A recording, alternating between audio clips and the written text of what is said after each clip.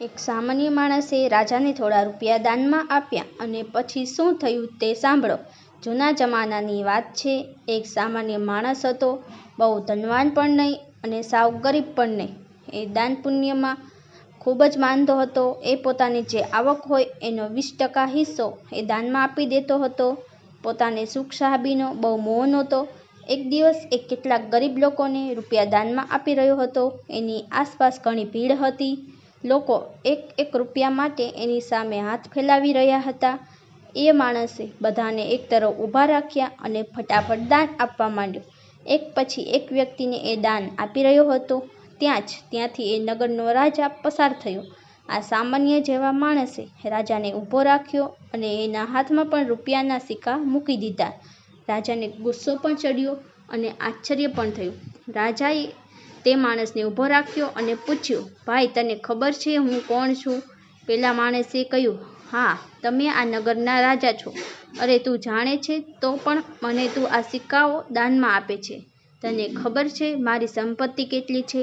મારી પાસે આવા સોનાના સિક્કાઓના ઓરડા ભર્યા છે. હું આ નગરનો જ નહીં પણ આસપાસના તમામ નગરનો ધનવાનમાં ધનવાન રાજા છું.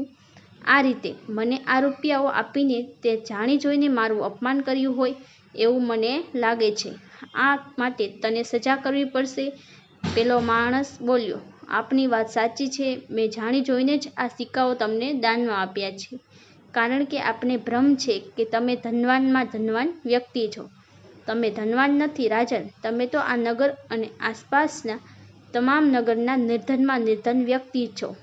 રાજા ગુસ્સે ભરાયો અને કહ્યું, અરે મૂર્ખ, તું ચાલ મારી સાથે. તને હું મારા રૂપિયા બતાવું. પેલો માણસ હસ્યો અને બોલ્યો, રાજા, તમારી પાસે રૂપિયા ભલે હોય પણ તમે એમાંથી એક પણ રૂપિયો કદી કોઈને દાનમાં આપ્યો નથી. તમારી પાસે ભલે ગમે તેટલું ધન હોય પણ તમે હજુ તૃપ્ત થયા નથી, એટલે તમે ગરીબ જ કહેવાઓ. તમારી સંપત્તિ ગમે તેટલી હોય પણ તમને હજુ લોભ અને લાલચ છે, માટે તમે ગરીબ છો. રાજન, તમારી તૃષ્ણાએ તમને ગરીબ કરી મૂક્યા છે. જે માણસનું ધન દાન પુણ્યમાં નથી વપરાતું અને જે માણસ પાસે અતિશય ધન હોવા છતાં પણ એ બીજાને દાન નથી આપતો, એ ગરીબ જ છે. માટે મેં તમને પણ દાન આપ્યું. માણસની વાત સાંભળીને રાજા ઝાંખો પડી ગયો અને તેની માફી માંગી અને કહ્યું, હે પુણ્યશાળી આત્મા, આજે તમે મારી આંખો ખોલી દીધી છે. આજથી હું સંકલ્પ કરું છું કે ધનની લાલચ છોડી દઈશ અને દાન પુણ્યમાં રૂપિયા વાપરીશ. પેલો માણસ બોલ્યો, તો હવે તમે ખરા ધનવાન. દુનિયામાં લાખો કરોડો ગરીબો છે પણ આપણને દેખાતા નથી. આશા રાખું છું કે આ વાત પરથી આપને કંઈક બોધપાઠ મળ્યો હશે.